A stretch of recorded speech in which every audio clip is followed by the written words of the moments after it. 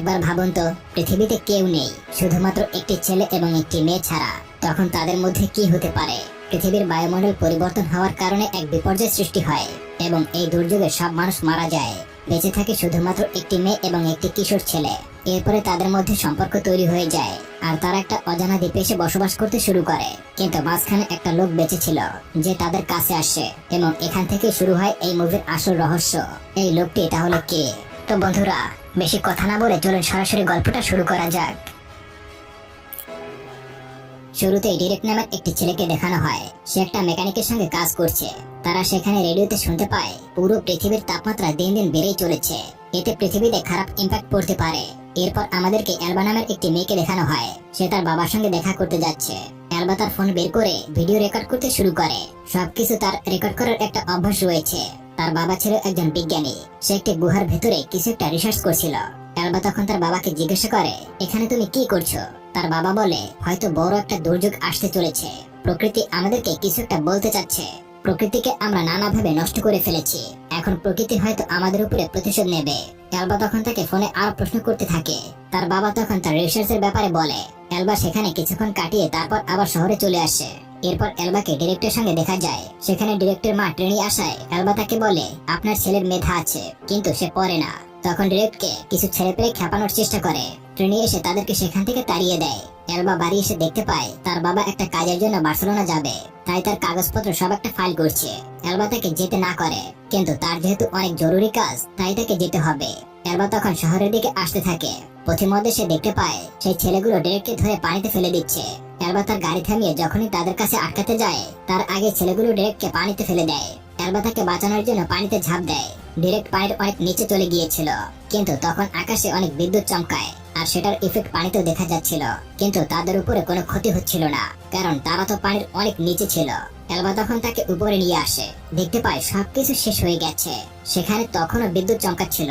তারা শহরের দিকে যায়। সেখানে গিয়ে বুঝতে পারে সবকিছু ধ্বংস হয়ে গেছে আর সবাই মারা গেছে। ডিরেক্ট তার মাকে দেখার জন্য তাদের বাড়িতে যায়, কিন্তু সেখানে গিয়ে দেখতে পায় তার মা অলরেডি মারা গেছে। ডিরেক্ট তার মায়ের কাছে যেতে চায়, কিন্তু অ্যালবা তাকে থামায়। অ্যালবা তখন বুঝতে পারে কিছুক্ষণের মধ্যেই হয়তো বাড়িতে ব্লাস্ট হতে পারে এবং একটু পরে দেখা যায় ঘরটা ব্লাস্ট হয়ে যায়। তাই কিছুক্ষণ পর অ্যালবা সেই গুহায় চলে যায় যেখানে তার বাবা রিসার্চ করছিল। সবকিছু খুঁজে খুঁজে দেখতেছিল যে তারা কিছু ব্যবহার করতে পারে কিনা, কিন্তু তখন কিছুই খুঁজে পাওয়া যায় না। সেখানে একটা কম্বল ছিল, সেটা অ্যালবা ডিরেক্টকে দিয়ে দেয়। সকাল হলে অ্যালবা তাদের বাড়িতে আসে আর দেখতে পায় তাদের ঘরটা নষ্ট হয়ে গিয়েছে।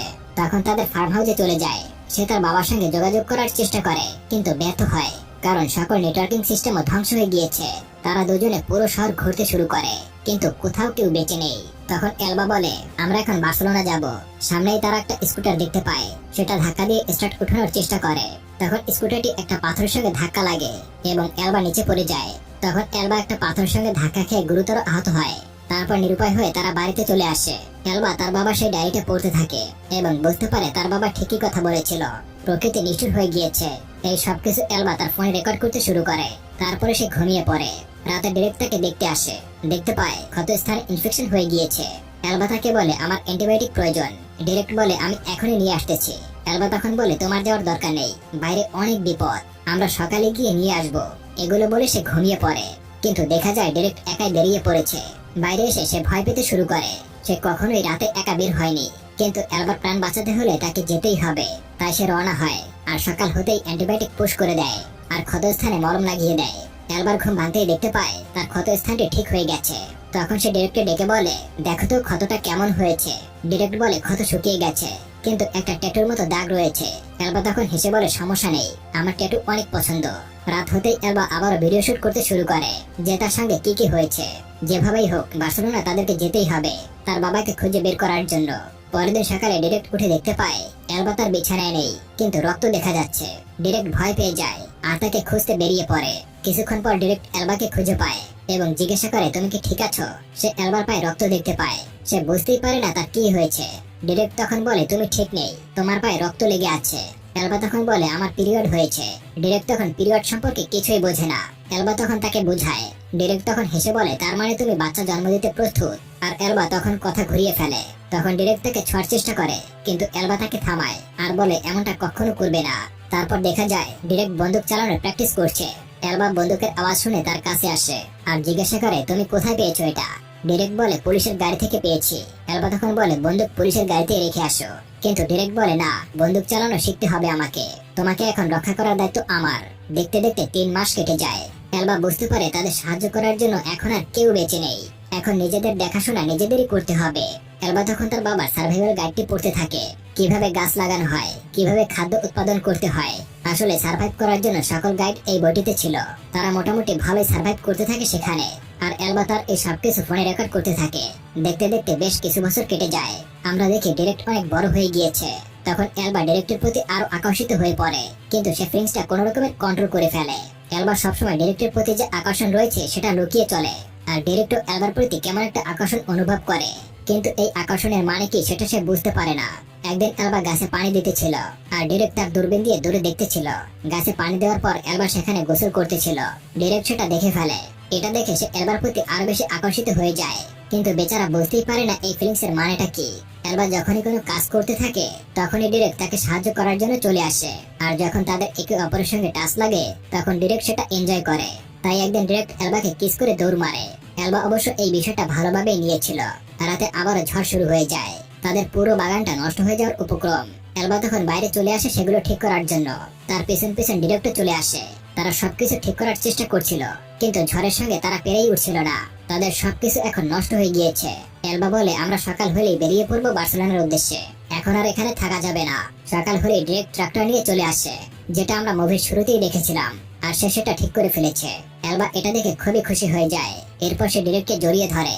তখন তারা দুজনে বার্সেলোনার উদ্দেশ্যে বেরিয়ে পড়ে। কিছুদিন পরে তারা বার্সেলোনা পৌঁছে যায়, আর গাড়ির হর্ন বাজাতে শুরু করে। আর এলবা তখন তার বাবাকে ফোন করতে থাকে, কিন্তু তার বাবার ফোন এখনো বন্ধ। বার্সেলোনার অবস্থাও খারাপ হয়ে গিয়েছিল, তাই এলবা এটা মেনে নিয়েছে যে তার বাবা হয়তো এখন আর বেঁচে নেই, তাই তাকে খোঁজা বন্ধ করে দেয়। কিন্তু ডিরেক্ট হাল ছাড়ে না, বলে আমাদের খোঁজ চালিয়ে যেতে হবে। আর তারা পুরো শহর ঘুরতে থাকে। ঘুরতে ঘুরতে তারা বার্সেলোনা স্টেডিয়ামে চলে আসে। দেখা যায় স্টেডিয়ামটি পুরোই নষ্ট হয়ে গিয়েছে। ডিরেক্ট তখন ফুটবল বের করে খেলতে শুরু করে, আর এলবা বসে বসে দেখতেছিল। ডিরেক্ট বল যখন গোলবারের দিকে শুট করবে তখনই এলবা তাকে থামায়, বলে থামো, এটা আমি শুট মোবাইলে করব। ডিরেক্ট গোল করে টি শার্ট উপরে তুলে সেলিব্রেট করতে থাকে। তখন এলবা তার শরীর দেখে আকৃষ্ট হয়ে যায়। তখন এলবার ফোনটি হাত থেকে পড়ে যায়। এরপরে তারা দুজনে কাছাকাছি আসতে চাচ্ছিল, তখনই এলবা ফোনটি তুলে নেয়। তখন ডিরেক্ট খুবই অকওয়ার্ড ফিল করছিল। এলবা তখন তাকে বলে, আমি জানি এই ফিলিংসটার মানে কি, এটা প্রাকৃতিক ভাবে হয়ে থাকে এবং যত দ্রুত সম্ভব আমাদেরকে অ্যাকসেপ্ট করে নেওয়া উচিত। তারপর তাদের জীবন পাল্টে যায়। তারা সবসময় হাসি খুশি থাকে, সমুদ্রের কিনারায় ছোট্ট একটা ঘর করে, আর আস্তে আস্তে প্রয়োজনীয় সবকিছু জোগাড় করতে থাকে। একদিন এলবা বলে সে প্রেগনেন্ট। তারা দুজনেই এই ব্যাপারটায় খুবই খুশি হয়ে যায়। পরবর্তী সিনে দেখা যায় এলবা একটা ধ্বংসপ্রাপ্ত লাইব্রেরিতে যায় এবং অনেক বই পড়তে শুরু করে, যাতে সে জানতে পারে কিভাবে ডেলিভারি করা যায় আর বাচ্চার খেয়াল কিভাবে রাখা যায়। একদিন এলবা তার বাবার একটা নোট পড়তেছিল, তখন সে তার পেটে ব্যথা অনুভব করে। এর জন্য সে ডিরেক্টের কাছে যায়। ডিরেক্ট বুঝতে পারে এখন কি করতে হবে। তারা দুজনে প্রত্যেক ডেলিভারি করার জন্য। তাদের একটা ছেলে সন্তান হয়েছে, তার নাম রাখা হয় কাই। বাচ্চা হওয়ার পর তাদের জীবনে আরো বেশি খুশি নেমে আসে।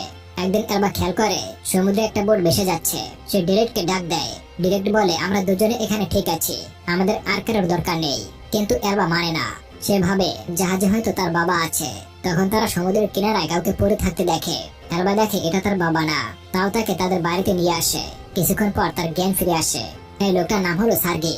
লোকটি বলে, তোমাদের পেয়ে আমি খুবই খুশি হয়েছি। মনে করেছিলাম শুধুমাত্র আমি একাই বেঁচে আছি। আমি মাঝে মধ্যে বোট নিয়ে লোকদেরকে খুঁজতে বের হই। সে বলে, আমি এখন আমার বোট ঠিক করে এখান থেকে চলে যাব। তখন এলবা বলে, তুমি চাইলে আমাদের সঙ্গে থাকতে পারো, কিন্তু ডিরেক্টর এই লোকটাকে সুবিধার মনে হয় না। সার্গি তখন এই বিষয়টা বুঝে ফেলে। সে বলে, আমি আমার বোটে ঠিক আছি। যাওয়ার সময় সার্গি বলে, আমি বহুদিন ধরে কাউকে জড়িয়ে ধরি না, আমি কি তোমাদের দুইজনকে একটু জড়িয়ে ধরতে পারি? তখন সার্গি তাদেরকে জড়িয়ে ধরে কান্না করে দেয়। তার কান্না দেখে ওদের দুজনেরও মন গলে যায়। সার্গি ডিরেক্টকে সবকিছু শেখাতে থাকে। ডিরেক্ট তার কাছ থেকে অনেক কিছু শিখে নেয়। কিন্তু যখন এলবা সার্গির কাছে যায়, ডিরেক্টের এই বিষয়টা মোটেও ভালো লাগে না। একদিন এলবা তার বাচ্চাকে দুধ খাওয়াচ্ছিল। সার্গি তখন সেটা লুকিয়ে দেখে ফেলে। তখন ডিরেক্ট তাকে বলে, এটা তুমি কি করছো? সার্গি বলে, আমি শুধুমাত্র এলবার খেয়াল রাখছিলাম। আমি এলবার জন্য একটি মধু এনেছি। সে সারাদিন বাচ্চাকে দুধ খাওয়ায়, এটা তার অনেক উপকারে আসবে। কিন্তু ডিরেক্ট খুবই রাগান্বিত। সে তাকে বলে, তোমার বোট এখন ঠিক হয়ে গেছে, তুমি চাইলে এখন এখান থেকে চলে যেতে পারো। সার্গি যখন সেখান থেকে চলে যাচ্ছিল তখন সে বলে, আমি তোমাদের বাড়িতে অনেকদিন থাকলাম, তোমরা চাইলে আমার বোটে থাকতে পারো, অনেক মজা হবে। এলবা তখন রাজি হয়ে যায়। তারা দুজনে বোটে উঠে পড়ে। সার্গি বলে, তোমরা আজকে বোটে থেকে যাও, তোমাদের জন্য একটা সারপ্রাইজ আছে। কিন্তু ডিরেক্ট থাকতে চায় না, তবুও এলবার জন্য সে রাজি হয়ে যায়। রাতে সার্গি প্রজেক্টরে একটা মুভি চালায়। এলবা অনেক খুশি হয়ে যায়, কারণ সে বহু বছর ধরে কোনো মুভি দেখতে পায়নি। মুভি দেখতে দেখতে তারা ঘুমিয়ে পড়ে। সকাল হলেই ডিরেক্টের ঘুম ভাঙে এবং দেখতে পায় তারা তাদের সীমানা থেকে অনেক দূরে চলে এসেছে। ডিরেক্ট বুঝে ফেলে সার্গি তাদের সঙ্গে কিছু উল্টোপাল্টা করার চেষ্টা করতেছে। সে এলবাকে উঠাতে যায়, তখন সার্গি ডিরেক্টের মাথায় আঘাত করে বসে আর সে পানিতে পড়ে যায়। এলবারও তখন ঘুম ভেঙে যায়। সে তখন পানিতে ঝাঁপ দেয় ডিরেক্টকে বাঁচানোর জন্য। কিছুক্ষণ পর সে তাকে পানি থেকে উপরে নিয়ে আসে, কিন্তু ততক্ষণে সার্গি কাইকে নিয়ে এখান থেকে অনেক দূরে চলে গেছে। তারা বাড়িতে চলে আসে। ডিরেক্ট খুবই রাগান্বিত, তারা তাদের বাচ্চাকে হারিয়ে ফেলেছে। তারা এটাও জানে না সার্গি কাইকে নিয়ে কোথায় গেছে। তারা ম্যাপ ধরে সার্গির দিক খুঁজতে থাকে। ডিরেক্ট একটা বোট নিয়ে আসে এবং সেটা ঠিক করে ফেলে। এলবার তখন মনে পড়ে সে মধু নিয়ে এসেছিল। এখন তাদের খোঁজ করতে হবে কোন দ্বীপে বেশি মধু পাওয়া যায়। তারা অনেক খোঁজাখুঁজির পর একটা দ্বীপের সন্ধান পায়। ডিরেক্ট একটা বন্দুক নিয়ে বেরিয়ে পড়ে তাদের বাচ্চাকে নিয়ে আসার জন্য। কিছুক্ষণ পর তারা দ্বীপে পৌঁছে যায়। দ্বীপে পৌঁছানোর সঙ্গে সঙ্গে তারা কাইয়ের কান্নার আওয়াজ শুনতে পায়। তারা লুকিয়ে লুকিয়ে সার্গিকে দেখতেছিল। এলবা তাকে বলে গুলি করে তাকে মেরে ফেলো। ডিরেক্ট বলে, আমার মনে হয় এই লোকটি এখানে একা না, আমাদের ভালো মতো দেখতে হবে। তখন দেখা যায় সার্গি বাড়ির পেছনে যাচ্ছে। ডিরেক্ট বলে, তুমি কাইয়ের কাছে যাও, আমি সার্গির পেছনে যাচ্ছি। এলবা কাইয়ের কাছে গিয়ে দেখতে পায় কাইকে একটা খাঁচার মধ্যে বন্দি করে রাখা হয়েছে। এলবা সেটা ভাঙার অনেক চেষ্টা করে, কিন্তু পারে না। আশেপাশে চাবি খুঁজতে থাকে। অন্যদিকে ডিরেক্ট দাঁড়িয়ে আছে সার্গির অপেক্ষায়। তখন এলবা এসে বলে, আমাদের বাচ্চাকে খাঁচায় বন্দি করে রেখেছে। তখন ডিরেক্ট বলে, তুমি বন্দুক নিয়ে এখানে দাঁড়াও, আমি যাচ্ছি বাচ্চার কাছে।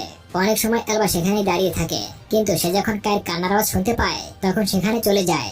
যাওয়ার সময় সার্গি এলবাকে ধরে ফেলে এবং বন্দুকটি নিয়ে এলবার দিকে তাক করে রাখে। আর সে ডিরেক্টকে বলে, এখন যা বলবো তাই করতে হবে, না হলে এলবা মারা যাবে। সার্গি তাদের দুজনকে বেঁধে ফেলে। তখন সে বলে, আমি তোমাদের সঙ্গে থাকতে চেয়েছিলাম, কিন্তু তোমরা দুজন আমাকে অপমান করে তাড়িয়ে দিয়েছো। এলবা বলে, তুমি যদি আমাদের এখন ছেড়ে দাও তাহলে আমরা সবাই একসাথে থাকবো। সার্গি এলবাকে নিয়ে চলে যায় আর তাকে বলে, আমি যখন বলবো তখনই কাইকে কাঁদাতে হবে, তার কান্না আমার কাছে অনেক ভালো লাগে। এলবা তখন তার বাচ্চাকে দুধ খাওয়াচ্ছিল। সার্গি তখন তার সামনে দাঁড়িয়ে এসব দেখতেছিল। এলবার এই বিষয়টা মোটেও ভালো লাগছিল না। কিছুক্ষণ পরে সার্গি উপরে চলে আসে। তখন এলবা কাইকে নিয়ে পালিয়ে যায়। সার্গি সেটা দেখতে পায় কিন্তু কিছু করে না। সে ডিরেক্টকে টর্চার করতে শুরু করে। তখন এলবা দাঁড়িয়ে যায়। ডিরেক্ট তখন অজ্ঞান হয়ে গিয়েছিল। এরপরে সার্গি এলবাকে খুঁজতে বেরিয়ে যায়। যেদিকে বাচ্চার কান্না আওয়াজ শুনতে পায় সে সেই দিকে ছুটতে থাকে। গিয়ে দেখে এলবা তাকে ধোকা দিয়েছে। সে মোবাইলে বাচ্চার কান্নার আওয়াজ চালু করে রেখেছে। তখন সে দৌড়ে চলে আসে ডিরেক্টের কাছে। এদিকে এলবাও অলরেডি তার কাছে চলে এসেছে। সে ডিরেক্টকে খোলার চেষ্টা করে। তখন ডিরেক্ট বলে, আমাকে একটা ছুরি দাও। এর মধ্যে সার্গি সেখানে চলে আসে। এলবা ভয় পেয়ে যায় আর বলে, আমার ভুল হয়েছে, তুমি যা বলবে তাই করব। কিন্তু সার্গি অনেক রেগে আছে। সে এলবার পায়ে একটা গুলি করে দেয়, কিন্তু ততক্ষণে ডিরেক্ট তার বাদাম ছুরি দিয়ে কেটে ফেলে আর সে সার্গির উপরে হামলা করে। তারা দুজনে লড়াই করতে থাকে। এলবা বন্দুক নিয়ে সার্গিকে ভয় দেখায়, কিন্তু সার্গি তাকে ধাক্কা দিয়ে নিচে ফেলে দেয় আর তারা দুজনে এভাবে লড়াই করতে থাকে। কিছুক্ষণ পর ডিরেক্ট সার্গিকে একটা রড দিয়ে আঘাত করে আর সার্গিও একটা গুলি করে, কিন্তু ডিরেক্ট তাকে এত জোরে আঘাত করেছিল যে সার্গি সেখানেই মারা যায়। ডিরেক্টরও একটা গুলি লেগেছে। সে আহত অবস্থায় কাইয়ের কাছে যায়। ডিরেক্ট শেষবারের মতো কাইকে চুমু খেয়ে মাটিতে লুটিয়ে পড়ে। এলবা তাকে উঠানোর অনেক চেষ্টা করে, কিন্তু ডিরেক্ট ততক্ষণে মারা গেছে। রাত হতেই এলবা ডিরেক্টের লাশ সমুদ্রে ভাসিয়ে দেয় আর কাইকে নিয়ে এসে চলে আসে আগের জায়গায়। এরপরে বেশ কিছু বছর পরে দৃশ্য দেখতে পাই। কাই এখন বড় হয়ে গিয়েছে। সে তার বাবার মতোই ফুটবল নিয়ে খেলতেছিল। এলবা তার কাছে আসে আর তার বাবার একটা ভিডিও দেখায়। কাই তার বাবার ভিডিও দেখতে পেয়ে খুব খুশি হয়ে যায় এবং তার বাবার মতোই সেলিব্রেট করে। আর এই দৃশ্যের মাধ্যমে মুভিটা এখানেই শেষ হয়ে যায়। আসলে দিনের পর দিন আমরা প্রকৃতিকে যেভাবে ব্যবহার করছি তাতে হয়তো প্রকৃতি আমাদের উপরেই অচিরেই অখুশি হয়ে যাবে। প্রকৃতি শান্ত থাকলে পৃথিবী ভালো থাকবে, পৃথিবী ভালো থাকলে পৃথিবীর মানুষও ভালো থাকবে। আজকের গল্পটা আপনাদের কেমন লেগেছে? যদি ভালো লেগে থাকে তাহলে অবশ্যই কমেন্ট করে জানাবেন আর ভিডিওটিতে একটি লাইক দিয়ে সাবস্ক্রাইব করে আমার সঙ্গেই থাকবেন। এতক্ষণ ধরে ভিডিওটি দেখার জন্য অসংখ্য ধন্যবাদ।